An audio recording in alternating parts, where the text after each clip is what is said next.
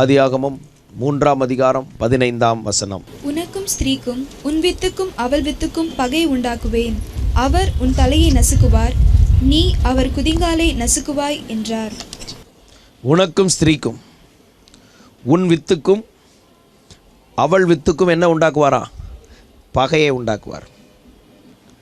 ரொம்ப முக்கியமான ஒரு காரியம், நீங்கள் ரொம்ப நல்லா கவனிக்கணும், துல்லியமாக கவனிக்கணும். உன் வித்து, இப்போ யாரை பார்த்து ஆண்டவர் சொல்கிறாரு? முந்தின வசனம், அப்பொழுது தேவனாகிய கர்த்தர் சர்ப்பத்தை பார்த்து சர்ப்பத்துக்கிட்டே கர்த்தர் பேசுகிறார். டெய்லி பேசணும், அதான் முக்கியம். டெய்லி பேசுகிறது 2வது பாயிண்ட். எப்பொழுதும் பேசணும். அந்த மாதிரி வளர்ந்துக்கிட்டே இருக்கிறது ஒரு அனுபவம். சரி, ஆண்டவர் அவ்வப்போது பேசுவார். இந்த வசனத்தில் சொல்லப்பட்டிருக்குது, உன் வித்து. உன் வித்துனா யாருடைய வித்து? சர்ப்பத்தின் வித்து. சர்ப்பம் யாருடைய பிரதிநிதி? சாத்தானுடைய பிரதிநிதி. அப்போ யாருடைய வித்து? சாத்தானுடைய வித்து. அவள் வித்து. அவள் வித்துங்கிறது யாரை குறிக்குது? ஸ்திரீ. ஸ்திரீயின் வித்து. அடுத்து என்ன வித்து வேதத்தில் இருக்குது? 1 யோவான் 3ஆம் அதிகாரம் 9ஆம் வசனம். தேவனால் பிறந்த எவனும் பாவம் செய்யான், ஏனெனில் அவருடைய வித்து அவனுக்குள் தரித்திருக்கிறது. தேவனால் பிறந்த எவனும் பாவம் செய்யான், ஏனெனில் அவருடைய வித்து அவனுக்குள் இருக்கிறது. வித்துனா சீடு, விதை. தேவனுடைய வித்து. இன்னொரு வித்து இருக்கு, எஸ்ரா 9ஆம் அதிகாரம் 2ஆம் வசனம். எப்படி என்றால், அவர்களுடைய குமாரத்திகளிலே தங்களுக்கும் தங்கள் குமாரருக்கும் பெண்களை கொண்டார்கள். இப்படியே பரிசுத்த வித்து தேசங்களின் ஜனங்களோட கலந்து போயிற்று. பரிசுத்த வித்து தேசங்களின் ஜனங்களோடு கலந்து போயிற்று. இன்றைக்கி ரொம்ப கவனம் செலுத்த வேண்டிய பகுதி. நம்ம எப்படி இருக்கோம் அப்படிங்கிறதெல்லாம் 2வது பாயிண்ட்டு. அதுக்கெல்லாம் ஆழமான ஒரு பகுதி இருக்குது. இது என்னன்னு நீ பார்க்கணும். என்ன வித்து உங்களுக்குள்ளே இருக்குது? ரொம்ப ரொம்ப ரொம்ப ரொம்ப ரொம்ப கவனிக்க வேண்டிய விஷயம். ஒரு விசுவாசிக்குள்ளே என்ன வித்து இருக்குது? உன் வித்துக்கும் அப்படின்னா வித்து என்ன வித்து? சாத்தானுடைய வித்து உள்ளே இருக்கான்னு பாருங்கள். வித்துனா சாதாரணமாக நினச்சிடக்கூடாது. ஒரு ஆலமரம் இருக்குது, அந்த ஆலமரத்துடைய விதையை பார்த்துருக்கீங்களா? ஆலமரத்து பழம் நவாப்பழம் இந்த சின்ன சைஸில் இருக்கும். அதில் உள்ள விதை எப்படி இருக்கும்? கடுகை விட சின்னதாக இருக்கும். சாத்தானுடைய வித்துங்கிறது ஒரு பெரிய விஷயம் அல்ல. அந்த வித்து உள்ளே இருக்கக்கூடாது. இப்போ யோசித்து பாருங்கள். ஒருத்தனை போய் நீ தப்பு செய்யாத, நீ தப்பு செய்யாத. 2வது பாயிண்ட்டு, உனக்குள்ளே இந்த வித்து இருந்தால் நீ எப்படி தான் இருந்தாலும் உள்ளே இருந்து அது தப்பு வரும். ஒருத்தனை போய் நல்லவனாக இருன்னு சொல்ல வேண்டாம். அவனுக்குள்ளே தேவனுடைய வித்து இருந்தாலே அவனை நல்லவன் ஆக்கிக்கிட்டே இருக்கும். நமக்குள்ளே இருக்க வேண்டியது என்ன வித்து உள்ளே இருக்குன்னு பாருங்கள். ஆண்டவரே, ஏன் சிலரை சரிப்படுத்த முடியல அப்படின்னு பார்த்தோன்னே ஆண்டவர் எனக்கு பேசினார். வித்து சரியில்லை. உங்களுக்குள்ளே சாத்தானுடைய வித்து இருந்துச்சுன்னா, உங்களுக்கு 1000 பிரசங்கத்தை கேட்டாலும், நான் உங்களுக்கு சாடி திட்டினாலும், அறிவுரை சொன்னாலும் உள்ளே ஏறாது. வித்து என்ன வித்து இருக்குங்க தான் முக்கியம். ஒரு வாலிபன் நம்ம சொல்ல கேட்குறான் அப்படின்னா தேவனுடைய வித்து இருந்தால் அவன் சொன்னோன்னே கேட்பான். அவனுக்குள்ளே சாத்தானுடைய வித்து இருந்துச்சுன்னா அவன் என்ன சொன்னாலும் சரிம்மா, அவன் வித்து அந்த வேலையை செய்யும். இந்த வித்து உள்ளே இருக்காமல் இது என்ன பண்ணுறதுன்னு யோசிங்க. இது ஒரு பெரிய பிரச்சனை. இது உலகளாவிய பிரச்சனை. நீங்கள் என்ன தான் பைபிள் படிக்கலாம், ஜெபம் பண்ணலாம், ஆலயத்துக்கு வரலாம், அபிஷேகம் பெறலாம், ஊழியம் செய்யலாம், நல்லது செய்யலாம், எல்லாம் செய்யலாம். உள்ளே அந்த வித்து இருந்தால் என்ன செய்யும்? அந்த பொடி வித்து வளர்ந்து வளர்ந்து வளர்ந்து ஆலமரமாக மாறிடும், அரச மரமாக மாறிடும், வளர்ந்து விழுது வேற விட்டுக்கிட்டு இருக்கும். இந்த மாதிரி ஆட்களை how to handle this kind of people? இந்த மாதிரி ஆட்களை எப்படி நாம் ஹேண்டில் பண்ணுவது? ஹேண்டில் பண்ண முடியாது. எதுக்கு இதை சொல்ல வரேன்னா, என்னைக்கோ ஒரு நாள் உங்களுக்குள்ளே சாத்தாம் போட்ட ஒரு வித்து உள்ளே இருந்து வளர்ந்து வளர்ந்து வளர்ந்து வளர்ந்து வளர்ந்து வளர்ந்து வளர்ந்து வளர்ந்து ஒரு தீவிரவாதி எப்படி உருவாகிறான்? அவனுக்குள்ளே ஒரு வித்து விதைக்கப்படுது. அவன் தன் சிந்தனையை அப்படியே மாற்றி மாற்றி தீவிரவாதியாக மாறி தன்னையும் அழித்து தன்னை சுற்றி உள்ளவங்களையும் அழிக்கிறதுக்கு அவன் தற்கொலை புடையாக மாறிடுறான். அந்த வித்து அவனுக்குள்ளே வந்துடுது. இந்த சாத்தானுடைய வித்து இதில் தான் ரொம்ப ஜாக்கிரதையாக இருக்கணும். இந்த சாத்தானுடைய வித்து நம்ம வாழ்க்கைக்குள்ளே வரக்கூடாது. ஆமாம் பாஸ்டர், சரிங்கிறதுனால ஒன்றும் அது மாறாது. வித்து உள்ளே இருக்கா? அப்போ சாத்தானுடைய வித்து நமக்குள்ளே இல்லாமல் இருக்கணும்னா என்ன பண்ணணும்? உள்ளே இருக்கிற வித்தை எப்படி வெளியே எடுக்கிறது? அந்த வித்து வளர்ந்து அந்த செயல்படும். அப்போ வித்து இருக்கா இல்லையான்னு எப்படி கண்டுபிடிக்கிறது? கனிகளால் அறிவீர்கள். இப்போ இயேசு கிறிஸ்து சொல்கிறாரு, வித்து இருக்கா இல்லையா கனிகளால் அறிவீர்கள். செயலில் தான் அது வெளிப்படும். அப்போ அந்த வித்துலேருந்து ஒருத்தன் எப்படி விடுதலை ஆக்கிறது? அதுக்கும் குமாரன் விடுதலையாக்கினால் மெய்யாகவே விடுதலை ஆவீர்கள்.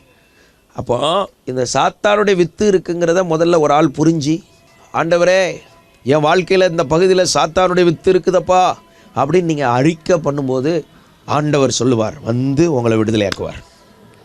ஒப்புக்கொள்கிற வரைக்கும் விடுதலை கிடையாது, நோ சான்ஸ். யூதாஸுக்குள்ளே சாத்தானுடைய வித்து வந்துருச்சு, அது வளர்ந்துக்கிட்டே வருது. வளர்ந்து வளர்ந்து வளர்ந்து வளர்ந்து வளர்ந்து பெருசாகி கடைசியில் ஆண்டவர் ஒப்பு கொடுத்துட்டார், போ சாத்தான் போக்கிலே போ. உடனே சாத்தான் அவனுக்குள் நுழைந்தான். அழகான ஏதேன் தோட்டத்துக்குள்ளே சாத்தான் நுழைந்தான். அழகான சீசர்கள் கூட்டத்தில் சாத்தான் யூதாஸுக்குள் நுழைந்தான். கர்த்தருக்கு பிரியமா இருதயத்துக்கு ஏற்ற தாவீது வாழ்க்கைக்குள்ளே சாத்தான் புகுந்து தொகையிட வச்சுட்டான். வித்து உள்ளே வந்துடுச்சுன்னா அது வேலையை காமிக்கும். ஒரு குடும்பத்தில் ஒரு ஆளுக்குள்ளே சாத்தானுடைய வித்து உள்ளே வந்துடுச்சுன்னா அந்த சத்துரு உள்ளே வந்து வஞ்சிச்சுட்டு இருப்பான். இன்றைக்கி உங்களுக்குள்ளே சாத்தானுடைய வித்து உள்ளே இருந்தால் என்ன பண்ணும் பாருங்கள். அது உன்னை வாழ விடாது. நீ உட்காந்து வெளியில் அல்லேலூயா சோத்திரம் அல்லேலூயா ஆமென் ஆண்டவரே என்ப உள்ளே அந்த வித்து உள்ளே இருந்துக்கிட்டே இருக்கும். எனவே வெளியில் மாற்றி பிரயோஜனம் இல்லை, உள்ளே மாறணும், அதான் விஷயம். உள்ளே அந்த வித்து இருந்து அது கிரியை செய்யாமல் இருக்கணும்னா அதை ஆண்டவர் தான் சரிப்படுத்த முடியும். முதல்ல மைண்டில் பாயிண்ட் 1, சாத்தானுடைய வித்து. இந்த சாத்தானுடைய வித்துலேருந்து வெளியில் வரணும். இயேசு கிறிஸ்து விடுதலை கொடுக்குறார், அல்லேலூயா. அந்த சாத்தானுடைய கிரியை, பிசாசின் கிரியைகள், பிசாசின் தந்திரங்கள் நமக்கு தெரியாதவைகள் அல்லவே. அவன் எப்படிலாம் தந்திரமாக வருவான். இந்த வித்து எனக்குள்ளே இருக்கக்கூடாது ஆண்டவரே, அதை நீர் தான் எடுத்து போட முடியும். ஆண்டவர் சொல்கிறார், களைகளை உடனே என்ன செய்ய வேண்டாம், பிடுங்க வேண்டாம், டக்குன்னு ஜட்ஜ்மெண்ட்டும் கொடுக்க முடியாது, அது அறுப்பு வரைக்கும் இருக்கட்டும். சாத்தானுடைய வித்து எனக்குள்ளே வரக்கூடாது ஆண்டவரே. ஒரு உதாரணம் எடுப்போம். இன்றைக்கி நல்லா இருக்கிற நீங்கள் ஒரு 5 வருஷம் கழித்து, 3 வருஷம் கழித்து, 7 வருஷம் கழித்து இந்த சாத்தான் போட்ட அந்த வித்து உள்ளேருந்து வளர்ந்து தேவனுக்கு விரோதமாக, தேவராஜ்யத்துக்கு விரோதமாக, தேவ காரியத்துக்கு விரோதமாக எழும்ப வாய்ப்பு இருக்குது. இதை புரிஞ்சு சத்துருடைய வித்து உள்ளே வர விடாமல் பார்க்கணும். சரி, 2வது, உன் வித்துக்கும் அவள் வித்துக்கும். ஸ்திரீயின் வித்து. ஸ்திரீயின் வித்துனா ஏவாள். ஆண்டவர் உண்டாக்குனார்ல மனிதன், அவர் ஒருவனை அல்லவா படைத்தார், ஆவி அவரிடத்தில் சம்பூர்ணமாக இருந்ததே, பின்ன ஏன் ஒருவனை படைத்தார், தேவ பக்தி உள்ள சந்ததியை பெறும்படி தானே. ஏன் அவர் ஒருவனை உண்டாக்குனாரு? அந்த காட்லி ஜென்ரேஷன் வரணுங்கிறது தான். காட்லி ஜென்ரேஷன் வந்தால் தான் அந்த சந்ததி ஆசீர்வதிக்கப்படும். தேவ பக்தி உள்ள சந்ததியில் நல்லவங்களாக வளர்ந்து வந்திருக்கிறாங்க. ஆனால் ஒரு பாவி ஜென்ரேஷனில் பார்த்தா திருடனும், விபச்சாரக்காரனும், வழிப்பறிக்காரனும், இப்படி பொல்லாதவங்களாம் அந்த சந்ததியில் வந்திருக்கிறாங்க. தேவ பக்தி உள்ள சந்ததியாக நம்ம இருக்கணும். இந்த ஸ்திரீயின் வித்து. இதனால தான் உடனே ஆண்டவர் வாக்குத்தத்தம் கொடுத்துட்டார், நீ இப்போ ஸ்திரீயை ஏமாற்றிட்ட, அந்த என்னுடைய பரிசுத்த வித்தை நீ கலங்கப்படுத்திட்ட. இப்போ நான் என்ன பண்ண போகிறேன்? 1, உன் வித்துக்கும் அவள் வித்துக்கும் என்ன செய்வேன்? பகையை உண்டாக்கும். எனவே பகை ஒன்று இருக்க தான் செய்யும். இது என்ன பகை? ஒருவனுக்குள்ள தேவனுடைய வித்து இருந்தால் அவனுக்கும் நமக்கும் ஒரு உறவு இருக்கும். டிவைன் ரிலேஷன்ஷிப், தெய்வீக ஒரு உறவு இருக்கும். ஒரு ஆளுக்குள்ள தேவனுடைய வித்து இல்லாமல் பிசாசின் வித்து உள்ளே இருந்துச்சுன்னா அவனுக்கும் நமக்கும் என்னத்தான் உதடளவில் பிரைசலா அல்லேலூயா நல்லவர் வல்லவர்னு சொன்னாலும் உள்ள ஒரு பகை இருந்துக்கிட்டு தான் இருக்கும். என்ன தான் காம்ப்ரமைஸ் பண்ணுன்னு வச்சாலும் அது ஒட்டாது. ஏன்னா அது வித்தில் பிரச்சனை இருக்குது. தேவனுடைய வித்து ஒருவனுக்குள்ளே இருந்தால் நமக்குள்ளே ஒரு ஐக்கியம் இருக்க தான் செய்யும். தேவனுடைய வித்து இல்லாமல் சாத்தானுடைய வித்து உள்ளே இருந்துச்சுன்னா அது விரோதிச்சுக்கிட்டே இருக்கும். அது என்ன தான் இருந்தாலும் நீங்கள் பேசி தீர்க்கவே முடியாது. அல்லேலூயா. ஏன் முடியாது பாஸ்டர்? சாத்தான் மனம் திரும்புவானா? அவனை தான் சபிச்சு அனுப்பிட்டார். சபிக்கப்பட்டவன் அப்படின்னா என்னென்னா மனம் திரும்ப முடியாதவன், ஆசீர்வதிக்கப்பட முடியாதவன், நன்மை செய்ய முடியாதவன். அதான் சாபம்னா. அதான் சாபங்கிற வார்த்தை ஒருவனை மேலேருந்து கீழே தள்ளுறது, இழிவுபடுத்துதல், அவனை தண்டனைக்குள்ளாக மாற்றுறது, இப்படி எல்லாத்திலும் டீக்ரேட் பண்ணுறது தான் சாபம். அப்போ இந்த சாத்தான் மனம் திரும்ப முடியாது. அதனால தான் அவனுக்கு சாத்தான், மனம் திரும்ப முடியாதவன், எனவே தான் அவனுக்கு பேர் சாத்தான். இந்த சத்துருடைய வித்து உள்ளவன் யாருன்னு கண்டுபிடிச்சு பழக முடியுமா இல்லையா? இதைத்தான் நாங்கள் சிலர் சொல்லுவோம், கவனமாக இரு, ஜாக்கிரதையாக இருங்க. ஏன்னா அது அந்த சிக்னல் கிடைக்கும், இண்டிகேஷன் கிடைக்கும், உங்களுக்கும் கிடைக்கும். ஆனால் நிறைய பேர் அதை பார்க்குறது கிடையாது. அதனால தான் பிரச்சனை. அதனால தான் நம்மளை பற்றி சிக்னல் கொடுக்குற ஊழியக்காரங்க, பக்தி உள்ளவங்க, சகோதரர் லெவலில் இருக்கிறவங்க இருந்தால் நீங்கள் பாக்கியவான்களாக இருப்பீங்க. நமக்கு தெரியாது, ஆசிரியருக்கு தெரியும். டேய், இந்த மாதிரி போனால் இந்த வருஷம் பாஸ் பண்ண மாட்டேன் அப்படின்னா நீங்கள் என்ன செய்யணும்? ஐயோ, அவர் சொன்னால் கணிப்பு கரெக்டாக இருக்குமே அப்படின்னு சொல்லி நீங்கள் என்ன செய்யணும்? உடனே எக்ஸ்ட்ரா டியூஷன் வச்சு பாஸ் பண்ணணும். இந்த வார்னிங்ஸ் கொடுத்துக்கிட்டே இருக்கணும். இந்த ஸ்திரீயின் வித்து இயேசு கிறிஸ்துவ தான் சொல்கிறாருங்க, ஸ்திரீயின் வித்து சர்ப்பத்தின் தலையை நசுக்கும், அவர் உன் தலையை நசுக்குவார். இப்போ இந்த கலங்கப்பட்ட அந்த வித்து பகையை உண்டாக்கிட்டார் ஆண்டவர். பிசாசு ஏத்து நெல்லுகள், உங்கள் எதிராளியான பிசாசானவன், அவனோட இப்போ என்ன காம்ப்ரமைஸ்? இதனால தான் நம்ம இன்னும் ஆவியுடையவர்கள் என்று அறியீர்களா?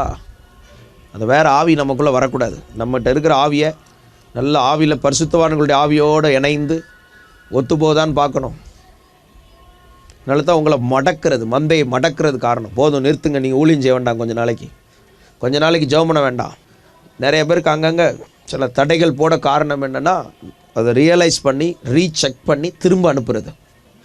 மேலே இருக்கிற கண்காணிகளால் பரிசோதிக்கப்படுதல், ஆவியானவரால் வழி நடத்தப்படுதல், இதெல்லாம் இருக்கணும். அதெல்லாம் எவன் சொல்லும் கேட்க மாட்டேன்னா அது அடங்காதது, அவள் அடங்காதவளும் அப்படின்னு போயிரும் பிறகு.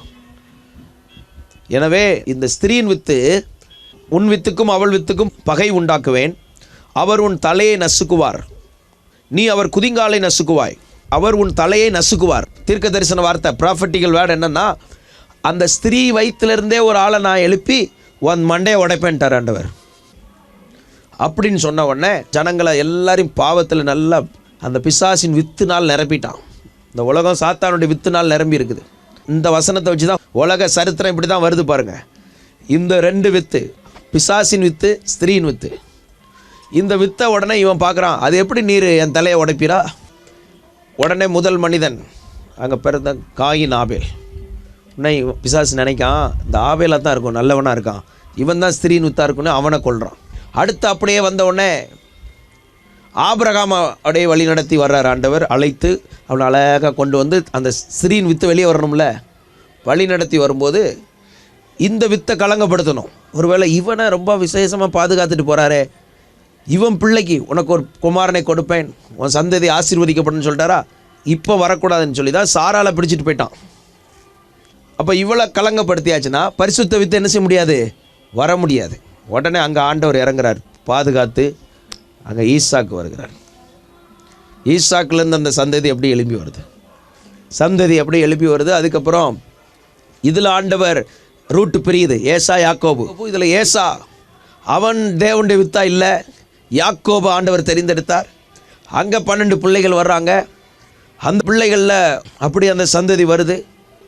அங்கே ஒருத்தி இருக்கா, அவள் பேர் தீனாள். அப்போ பார்க்குறான், அந்த குடும்பத்தை கலங்கப்படுத்திட்டா. இப்போ என்ன ஆச்சு? அதில் சாத்தானுடைய தந்தனை எப்படி வருதுன்னா, இப்போ சிமியோனு லேவி ஏக சகோதரர்கள், இவங்க 2 பேரும் எப்பவுமே ரொம்ப ஒற்றுமையாக தான் இருப்பாங்க. வந்துட்டு போனாங்க பாருங்கள், போய் அவங்களெல்லாம் வெட்டி போட்டு வந்துட்டாங்க. இப்போ யாக்கோபு பயப்படுறான், ஏய் நம்ம கொஞ்சம் பேர் தான்ப்பா இருக்கிறோம், நம்ம இங்கே ஒரு கொஞ்சம் பேர் தான் இருக்கிறோம், அவங்க ஊருக்காரங்கெல்லாம் வந்தால் நம்மளை காலி பண்ணிடுவாங்கப்பா. பரிசுத்த வித்தை கொல்றதுக்கு பிசாசு திட்டம் போடுறான். இந்த ஜென்ரேஷனுக்குள்ளே தான் என்ன இருக்குதுன்னு கண்டுபிடிச்சிட்டான், பரிசுத்த வித்து இருக்குது. எனவே இவங்களை கொண்டுட்டோம்னா அந்த ஸ்திரீயின் வித்து வெளியே வராது அப்படின்னு சொல்லி அந்த ஊரை ஏவி விட பார்க்குறான். ஆனால் கர்த்தரால் உண்டாகின பயங்கரம் அங்கே வந்ததுனால அவர்கள் யாக்கோபின் புத்திரரை பின்தொடராதிருந்தார்கள். இப்படி பாதுகாத்து வந்துட்டார். அந்த வித்தை பாதுகாக்கிறார். நம்மளை கர்த்தர் பல தடவை பாதுகாத்திருக்கிறார். அதுக்கப்புறம் அப்படி வருது சந்ததி வந்து பல தடைகளெல்லாம் தாண்டி தாண்டி தாண்டி தாண்டி இயேசு கிறிஸ்து இந்த உலகத்தில் வந்தார். அல்லேலூயா. ஆமாண்ணா எழுப்புனா எல்லா பேய்களையும் எழுப்பி பிசாசு நிறைய திட்டம் போட்டான். இந்த பரிசுத்த வித்து வெளியே வந்தால் மண்டையை உடைச்சிரும். அவனுக்கு பயம் என்னது? அவர் உன் தலையை நசுக்குவார். இந்த பயம் யாருக்கு இருந்துச்சு? பிசாசுக்கு இருந்துச்சு. அவர் வருவார். நம்ம ஆண்டவர் எவ்வளோ அழகாக ஹேண்டில் பண்ணியிருக்கிறார் பாருங்கள். உனக்கும் ஸ்திரீக்கும், உன் வித்துக்கும் அவள் வித்துக்கும் பகையை உண்டாக்குவேன். இந்த பகைன்னு ஒன்று இருக்குங்கிறத புரிஞ்சுக்கணும். கர்த்தர் நம்மளை காப்பாற்றுவார். அல்லேலூயா. இவ்வளோ சூழ்நிலைமையில் வந்த உடனே இயேசு கிறிஸ்து இப்போ வந்துட்டார். வந்த உடனே இப்போ கண்டுபிடிச்சிட்டான். ஓ, எல்லாரும் போகிறாங்களே, சாஸ்திரிகள் போகிறாங்களே, இப்போ பாருங்கள் ஏரோதுக்குள்ளே வந்துட்டான். நீங்கள் போய் பார்த்து விட்டு நானும் வந்து அந்த பிள்ளையை பணிந்து கொள்ளும்படி எனக்கு அதை திட்டமாய் அறிவிங்கள்னு சொல்லிட்டான். தூதர்கள் எச்சரிப்பு கொடுத்து, நீங்கள் வந்த வழியாக போக வேண்டாம், வேறு வழியாக போங்க. ஏரோது தேடிட்டு இருக்கிறான். எங்கே இன்னொரு ராஜாவா பிறந்திருக்கிறாரா? அப்புறம் தான் ஏரோது கோபம் தாங்க முடியல. 2 வயசுக்கு உட்பட்ட எல்லா பிள்ளைகளையும் என்ன செய்யுங்க, கொன்று போடுங்க. இந்த பரிசுத்த வித்தை கொல்றதுக்கு தான் இப்படி போகுது. ஹோல் பைபிள் இப்படி தான் போகுது. அங்கே இயேசு பாதுகாக்கப்பட்டார். அதுக்கப்புறம் தான் புகுந்து தேவ திட்டத்தின்படி கரெக்டாக இயேசு சிலுவையில் மரித்தார். சாத்தான் தலையை நசுக்கி போட்டார். ஆதியாகமம் 3:15 சொன்ன வார்த்தை 4000 வருஷத்துக்கு அப்புறம் நிறைவேறுது. 4000 வருஷத்துக்கு அப்புறம் பூமியில் நிறைவேறுது பாருங்கள். ஸ்திரீயின் வித்துவாகி இயேசு கிறிஸ்து சாத்தானின் தலையை நசுக்கி போட்டார். தேவனுடைய வித்து உள்ளே வந்துருச்சு.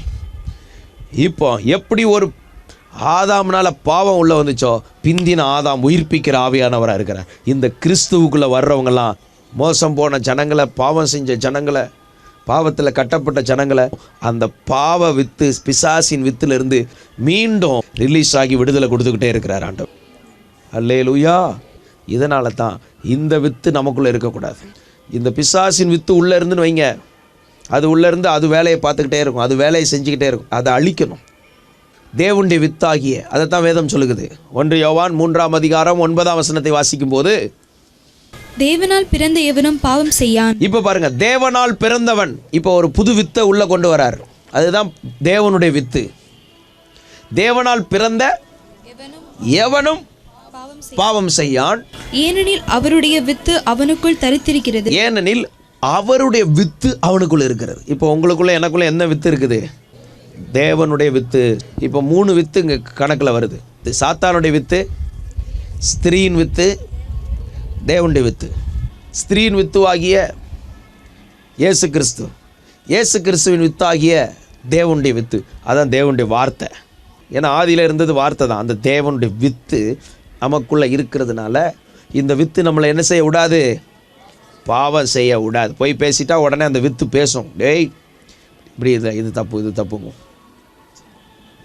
சில நேரம் பொய்யா இருக்காது, பொய்யா புரிஞ்சு கொள்ளப்படும். உத்தம அந்த இருதயத்தின்படி கரெக்டாக இருக்கும். சிலருக்கு புத்தி இல்லாதனால எதையுமே தப்பாக எடுக்கிறதும் வாய்ப்பு இருக்குது. அது ஒரு புத்தி கம்மி. அதை புத்தியில் கை வச்சு கர்த்தர் புத்தியை தருவாராக, கர்த்தர் புத்தியை தருவாராகனா தந்துடுவார். கேட்டு வாங்கினோம். கேட்கிற எவனும் புத்தியை தாரான். இந்த சாத்தானுடைய வித்து உள்ளே இருந்துன்னு வைங்க, இது உள்ளே இருந்து வேலையை பண்ணிகிட்டே இருக்கும். சாத்தான் லைஸ் பட்டது கிடையாது. வலுசற்பம் தன் வாளினால் நட்சத்திரங்களில் 3 பங்கு என்ன செஞ்சிருச்சான்? வானத்தில் இருக்கிற 3 பங்கு நட்சத்திரத்தை கீழே தள்ளிருச்சான். அது தலையை நசுக்கிட்டார். இப்போ என்ன தான் இருக்குது? வாள் தான் இருக்குது. இந்த வாளில் வச்சே நட்சத்திரத்தில் 3 பங்கு கீழே விழ தள்ளுமா. அப்படிப்பட்ட பவர் அதுக்கு இருக்குது. அது தீமை செய்கிற பவராக மாறிப்போச்சு சபிக்கப்பட்டதுனால. இதனால தான் தேவனுடைய பிள்ளைகளாகி நாம் தேவனுடைய வித்தில் பரிசுத்த ஆவியில் நிரம்பி, தேவனுடைய வல்லமையில் நிரம்பி நம்ம வாழணும். அபிஷேகத்தில் நிரம்பி வாழணும். சோத்திரம். நீங்கள் நினைப்பீங்க இதெல்லாம் சாதாரண தானே, இதெல்லாம் இப்படி பேசினா என்ன, அப்படி நடந்தால் என்னன்னு நினைப்பீங்க. பேக்கப் என்னன்னு பாருங்கள். அந்த வித்து உள்ளே இருக்கக்கூடாது. இந்த வித்து அப்படியே உங்கள் பிள்ளைகளுக்குள்ளே வரும். இந்த சாத்தானுடைய வித்து இருக்குல்ல, அது நீங்கள் 2 பேசுனீங்கன்னா உங்கள் பிள்ளைகள் 2000 பேசுகிற பிள்ளைகளாக வருவாங்க. நீங்கள் எப்படி நடந்தீங்களோ அது பிள்ளைகளுக்குள்ளே அப்படி பழகிறோம். தாவீது ஒரு பாவம் செஞ்சான், அப்சலோம் ஊரறிய அதிக பாவம் செஞ்சிட்டான். அதனால் தாய்மார்களாகி நீங்கள், பெரியவங்களாகி நீங்கள் என்ன கோபத்தில் உங்கள் வீட்டில் என்ன இது நடக்கிறீங்களோ, பேசுகிறீங்களோ, நடந்து கொள்கிறீங்களோ, வேறு என்ன ஸ்பிரிட்டை வீட்டுக்குள்ளே கொண்டு வரீங்களோ, இதெல்லாம் உன் பிள்ளைக்குள்ளே அப்படியே ஸ்டோர் ஆகும். நீ நினைப்ப அவன் எப்படி மாறுவான்? அது நீ தானே நிரப்பியிருக்க. நிரப்புங்கப்பா நீ ஆவினால் நிரம்பாமல் உன்ட்ட உள்ளதெல்லாம் பிள்ளைக்குள்ளே நிரப்பி வச்சுருக்க. அவன் வளரும்போது நல்ல கொம்பு, கையில் பலன். அப்போ என்ன செய்யணும்? இந்த சாத்தானுடைய வித்தெல்லாம் ரிலீஸ் பண்ணிவிட்டு தேவனுடைய வித்து நம்ம மூலம் நம்ம சந்ததிக்குள்ளே போகும். இந்த சத்துருடைய வித்து நமக்குள்ளே இருக்கக்கூடாது, நம்ம பிள்ளைகளுக்குள்ளே வரக்கூடாது. அப்போ என்ன செய்யணும்? தேவனுடைய வித்து உள்ளே இருக்கணும். அந்த வித்து உள்ளே வந்துச்சுன்னா அது நம்மளை பாவம் செய்ய விட. ஏனெனில் அவருடைய வித்து அவனுக்குள் இருக்கிறது. இப்போ நமக்குள்ளே என்ன வித்து இருக்கணும்? தேவனுடைய வித்து. அது உள்ளே இருந்துச்சுன்னா தேவனால் பிறப்பதெல்லாம் உலகத்தை ஜெயிக்கும். ஜெயம் உங்கள் விசுவாசமே உலகத்தை ஜெயிக்கும். இப்போ புரியுதா? என் தேவன் என்னோடு இருக்கிறார், நான் ஜெயிப்பேன். இந்த விசுவாசம் உள்ளே இருந்துச்சுன்னா நீங்கள் ஜெயித்து கொண்டே இருப்பீங்க. இந்த மாதிரி ஒரு ஆள் இருந்தால் என்ன பண்ண? அவங்க கதி அதோ கதியா? யூதாசுக்குள்ளே சாத்தானுடைய வித்து வந்துருச்சு. மனம் திரும்பினானா முடியல. இன்னொரு வசனம் இருக்குது, அப்படிப்பட்டவர்களை புதுப்பிக்கிறது கூடாத காரியமா, ரினிவல் பண்ண முடியாது அப்படின்னு வேதத்தில் வசனம் இருக்குது. இப்போ நம்ம என்ன பண்ணணும்னா, அப்படிப்பட்ட நபர்கள் உண்மையாக மனம் திரும்பி மெய் மனஸ்தாபப்பட்டு, இப்படிப்பட்ட ஒரு சிக்கலில் நான் இருக்கேன், சாத்தானுடைய வித்து உள்ளே இருக்குது, நான் தேவனுடைய வித்தாக முழுசாக மாற விரும்புகிறேன் அப்படின்னு அங்கலாய்த்து வந்தால் உங்களை மாற்றுவார் ஆண்டவர். அதுக்கு வேதத்தில் உதாரணம் எடுத்தோன்னா, ரூத் புஸ்தகத்தை எடுத்திங்கன்னா, அந்த ரூத்ங்கிற பேரில் தான் அந்த புஸ்தகம் இருக்குது. அவள் ஒரு மோவாபிய ஸ்திரீ. ஆனால் அவளுக்குள்ளே ஒரு வைராக்கியம் இருந்துச்சு. அந்த நகோமியை விடாமல் பற்றி கொண்டா. உம்முடைய ஜனம் என்னுடைய ஜனம், உம்முடைய தேவன் என்னுடைய தேவன், நீர் மரிக்கிற இடத்துல நானும் என்ன செய்வேன்? மரிப்பேன். மரணமே அல்லாமல் உம்மை விட்டு என்ன செய்ய முடியாது? பிரிக்க முடியாதுன்னு சொன்னதுனால அவள் அப்படியே வந்தால் பாருங்களேன். இந்த பரிசுத்த வித்து அந்த ரூட்டில் தான் வந்துச்சு. நீங்கள் ஆண்டவரே எனக்கு நீர் தான், நீர் என்ன சொன்னாலும் நான் கேட்பேன், சாகிறதுக்கும் நான் தயார், உங்கள் சித்தம்தான் எனக்கு நடக்கணும், என் கொள்கையை நான் வெளியே கொண்டு வர மாட்டேன். என் எமோஷ்னலை என் குடும்பம் உருப்படாமல் போகுதுன்னா அந்த எமோஷ்னலை அம்மாமார்கள் வெளியே கொண்டு வரதுனால தான். அந்த எமோஷ்னலுக்குள் நீங்கள் நினைப்பீங்க கோபம் இயல்பு தானே, கோபம் இயல்பு. அந்த எமோஷ்னலில் ஸ்பிரிட் ரிலீஸ் ஆகிறது டேஞ்சர். அந்த கோபத்துக்குள்ளே யார் வந்துடுவா? பிசாசு வந்து நின்று அந்த கோபத்துக்கு அப்புறம் என்ன நடக்கும்னா உங்கள் மனசு குழம்பும். இப்படி குழப்பி நெகட்டிவான தாட்ஸை உங்களுக்குள்ளே கொண்டு வந்துடும். கோபங்கிறது ஏன் அதை செஞ்சு அதுக்கப்புறம் அப்படியே விட்டுருவாங்க. அதுதான் உண்மையான கோபம். கோபம்னா என்னென்னு முதல்ல புரிஞ்சுக்கிடுங்க. உனக்குள்ளே தேவனுடைய வித்து இருந்தால் நீ பரிசுத்தத்தை வாஞ்சிப்ப, வளரணும்னு நினைப்ப, பாவத்தை தூக்கி வீசுவ. உனக்குள்ளே ஏதாவது தெரியாமல் ஒரு குற்றம் வந்துட்டால் கூட உனக்கு படக்குன்னு அடிக்கும். அதெல்லாம் ஒன்றுமே அடிக்கலையே, அப்போ உனக்குள்ளே தேவனுடைய வித்து இல்லை, பேய் வித்து இருக்குனுங்கிறது அர்த்தம். சாத்தானுடைய வித்து இருந்தால் அப்படி தெம்ப உட்காந்துருப்பான். அதான் பவுல் சொல்கிறாரு, முதல்ல அப்போஸ்தலரில் சிறியவன்கிறார், அப்புறம் கடைசியில் போக சொல்கிறாரு, நான் பாவிகளிலும் பிரதான பாவி. ஹல்லேலூயா. அதனால தான் ஸ்தோத்திரம். ஏதாவது ஒரு குறை இருந்தால் கூட ஆண்டவரேன்னு வந்து அதுக்கு தான் கிருபாசனத்தண்டை வந்து எனக்கு கிருபதாருன்னு சொல்லி கேட்ட உடனே ஆண்டவர் அந்த கிருபையை தருவார், அந்த பலனை தருவார், அந்த ஜெயத்தை தருவார். ஸ்தோத்திரம். தேவனால் பிறக்கப்பட்ட நீ ஜெயித்து கொண்டே இருக்க கர்த்தர் உதவி செய்வார், வளர்ந்து கொண்டே இருக்க கிருபை செய்வார். தேவனுடைய வித்துங்கிறது அது நமக்குள்ளே இருக்குது. இயேசு கிறிஸ்து அவருடைய வார்த்தை, அது ஒரு வித்து. அடுத்தது, உங்கள் விசுவாசமே உலகத்தை ஜெயிக்கும். அப்போ உலகத்தை ஜெயித்தவர் என்னோடு இருக்கிறார், உலகத்தை படைத்தவர் என்னோடு இருக்கிறார், சாத்தானை ஜெயித்தவர் என்னோடு இருக்கிறார். இந்த வித்து உங்களுக்குள்ளே இருக்கணும். இந்த வசனத்தில் இருந்து வல்லமையாக மாறிட்டீங்கன்னா ஸ்தோத்திரம், இந்த பரிசுத்த வித்து காக்கப்படும். அதான் இன்னொரு வசனம் வாஸ்தவம்ல, அவர்கள் அப்படியே பரிசுத்த வித்து தேசங்களின் ஜனங்களோட கலந்து போயிட்டு. இதில் கவனமாக இருக்கணும். நம்ம வாழ்க்கை வந்து ஒரு பரிசுத்த வித்தாக இருக்குது, அது தேசத்தோட கலந்துடக்கூடாது. வார்த்தையை கேட்குறவங்க, உன்னுடைய வித்து, உன் லைஃப் ரொம்ப முக்கியம். உலகத்தோடு அது கலந்துடக்கூடாது. இருளுக்கும் ஒளிக்கும் என்ன கிடையாது, சம்பந்தம் கிடையாது. விசுவாசிக்கும் அவிசுவாசிக்கும் அங்கே ஐக்கியம் இல்லை. தேவனுடைய ஆலயத்திற்கும் விக்கிரகத்திற்கும் சம்பந்தம் இல்லை. உங்கள் லைஃப் ஒரு பரிசுத்த வித்து. இதை ஹோலியாக பாதுகாக்க வேண்டியது பெரிய பொறுப்பு. அதை அப்படியே நெக்ஸ்ட் ஜென்ரேஷன் கொண்டு போகணும். உங்கள் வாழ்க்கையை கர்த்தர் அப்படியே கொடுக்கணும். அந்த ஜென்ரேஷனை, உன் லைஃப், அந்த வித்து அப்படியே பாதுகாத்து அடுத்த ஜென்ரேஷனுக்கு நீ கொண்டு போகணும். அதுக்குள்ளே சத்துரு உள்ளே வந்து குழப்பத்தை உண்டாக்கி பிசாசு உள்ளே கலந்துடக்கூடாது.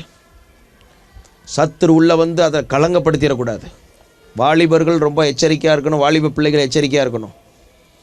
தேவனால் வர்ற ஆசீர்வாதத்துக்கு தான் காத்திருக்கணும். எங்கேருந்து வரணும்?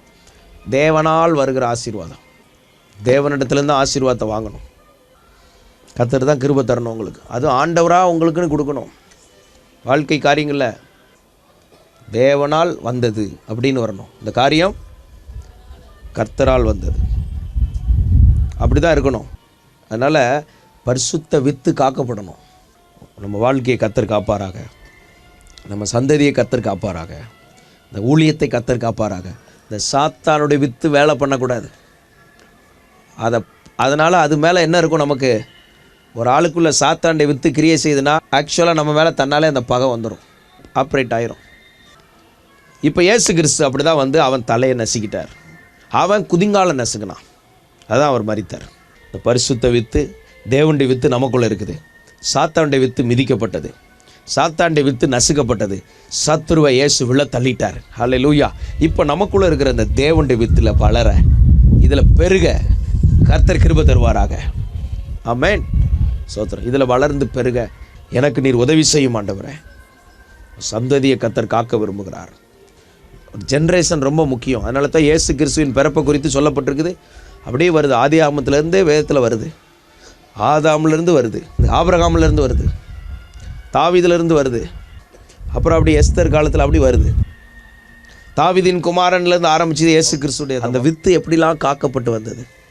இப்படி கர்த்தர் நம்மை காக்கிறவராக இருக்கிறார். கர்த்தர் நம்மை ஆசீர்வதிப்பாராக. ஜெபம் பண்ணுமா? ஆண்டவரே எங்களை பாதுகாப்பீராக. உம்முடைய வித்து எங்களுக்குள்ளே இருக்கணும் ஆண்டவரே. உம்முடைய வார்த்தை எங்களுக்குள்ளே இருக்கணும் ஆண்டவரே. உம்முடைய விசுவாசம் எங்களுக்குள்ளே இருக்கணும் ஆண்டவரே. உம்முடைய ஆசீர்வாதம் எங்களுக்கு இருக்கணும் ஆண்டவரே. தேவனால் பிறப்பது உலகத்தை ஜெயிக்கும். இப்போ யோசித்து பாருங்கள், நமக்குள்ளே தேவனுடைய வித்து இருக்குதா, இல்லைனா சாத்தானுடைய வித்து இருக்குதா? இயேசு நம்மை மாற்றுவாராக. எனக்குள்ளே எந்த ஒரு சாத்தானுடைய வித்து வரக்கூடாது. அந்தரங்க காரியங்களில் சாத்தானுடைய வித்து நமக்குள்ளே வளரக்கூடாது. ஒரு சின்ன கடுகை விட சிறிய அளவுள்ள ஒரு ஆலமரத்து விதை ஒரு பெரிய மரத்தை வளர வைக்கும்னா சாத்தானுடைய வித்து உனக்குள்ளே வரவே கூடாது. இன்னைக்கு அதெல்லாம் கர்த்தர் சுத்தம் பண்ணுவாராக. எல்லா உலக ஆசா பாசங்கள், அந்த இச்சைகள், பாவங்கள், தீமைகள் ஒருவருக்குள்ளும் வேரூன்றி வளராதபடி பொல்லாத ஆவிகள், தீமையான பேச்சுகள், பரியாசம் பண்ணுதல், வம்பு, புத்தீனமான பேச்சு ஒருவருக்குள் இராதபடி ஒரு சுத்தம் உண்டாவதாக. இயேசுவின் ரத்தம் நம்மை கழுவுவதாக. என்னை கழுவும் ஆண்டவரே, என்னை கழுவும் ஆண்டவரே. இந்த வசனத்தின்படி ஒரு சுத்தத்தை எங்களுக்கு தாரும் ஆண்டவரே. என் சந்ததிக்குள்ளே வரக்கூடாது, என் சந்ததிக்குள்ளே வரக்கூடாது. இயேசுவே, என் மைண்டில் அது வரக்கூடாது, என் மைண்டில் அது வரக்கூடாது. அந்த வேர்கள் பிடுங்கி எறியப்படுவதாக, அந்த வித்துகள் அழிக்கப்படுவதாக, அந்த வித்து சுட்டெரிக்கப்படுவதாக. தேவ அக்கினி அதை சுட்டெரித்து போடுவதாக, பட்சித்து போடுவதாக. இப்பொழுது ஒரு பெரிய விடுதலை. தேவ வார்த்தை எங்களுக்குள்ள விதைக்கப்படட்டும். விசுவாசம் எங்களுக்குள்ள விதைக்கப்படட்டும். அந்நிய நுகங்கள்ல இருக்கிறவர்களை விடுவிக்கிற அபிஷேகம், தெளிவுபடுத்துகிற அபிஷேகம். இயேசு கிருபை தருவீராக, இயேசு கிருபை தருவீராக. தேவ பலன் வேண்டும், தேவ பலன் எனக்கு வேண்டும் ஆண்டவரே. தேவ அபிஷேகம் எனக்கு வேண்டும் ஆண்டவரே. ஆவி, ஆத்மா, சரீரத்தில், சிந்தையில், இருதயத்தில் சுத்திகரிப்பு, குடும்பத்தில் சுத்திகரிப்பு, பிள்ளைகளுக்குள்ள சுத்திகரிப்பு, விசேஷமா பிள்ளைகளுக்குள்ள சுத்திகரிப்பு. இயேசுவின் நாமத்தில் இவங்க ஆவிக்குள்ள சாத்தானுடைய வித்துக்கள் ஆண்டவரே உடைய நபர்களோ ஆள்களோ வரக்கூடாது. அந்த கம்யூனிகேஷன் இயேசுவின் நாமத்திலே துண்டிக்கப்படுவதாக. இந்த வார்த்தைகளை கேட்ட, இந்த வார்த்தைகளை கேட்கிற ஒவ்வொருடைய வாழ்க்கையிலும் இது போன்ற சத்துருவின் வித்து, அதனால வந்த உடன்படிக்கைகள், அதனால வந்த உறவுகளை இயேசுவின் நாமத்திலே வெட்டி போடுகிறோம். அவைகள் துண்டிக்கப்படுவதாக. வாழ்க்கையில் இருக்கிற சாபங்களும் நுகங்களும் போராட்டங்களும் நிர்மூலமாக்கப்படுவதாக. இப்பொழுதே ஒரு விடுதலை அவர்களுக்குள் கடந்து வருவதாக. இந்த ஜெபத்தை சபையாரோடு சேர்ந்து நாங்கள் ஜெபிக்கிறோம். தொலைக்காட்சி நிகழ்ச்சியை பார்த்து கொண்டிருக்கிற, தொடர்ந்து பார்க்கிற எல்லாருக்காக நாங்கள் சபையாய் சேர்ந்து ஜெபிக்கிறோம். அவர்களுக்கு உம்முடைய ஆசீர்வாதம் உண்டாவதாக. அவர்கள் விடுதலையாக்கப்பட்டு கர்த்தரை ஆராதித்து விடுதலையோடு ஆசீர்வாதத்தோடு இருப்பார்களாக. உமக்கே மகிமை உண்டாகட்டும். இயேசுவின் நாமத்தில் பிதாவே, ஆமென். ஆமென். Rock City AG church service timing Sunday morning 5 a.m., 7 a.m., 9 a.m. and 11 a.m. Evening 6:30 p.m. Branch Church AG Blessing Center. Sunday morning service 9 a.m. near Ariyamangalam EB Office Street, Thidir Nagar Road. Our address: AM Plaza, number 8/1, second floor, opposite Sidambaram Mahan, Trichy 620002. Cell phone 9976607364.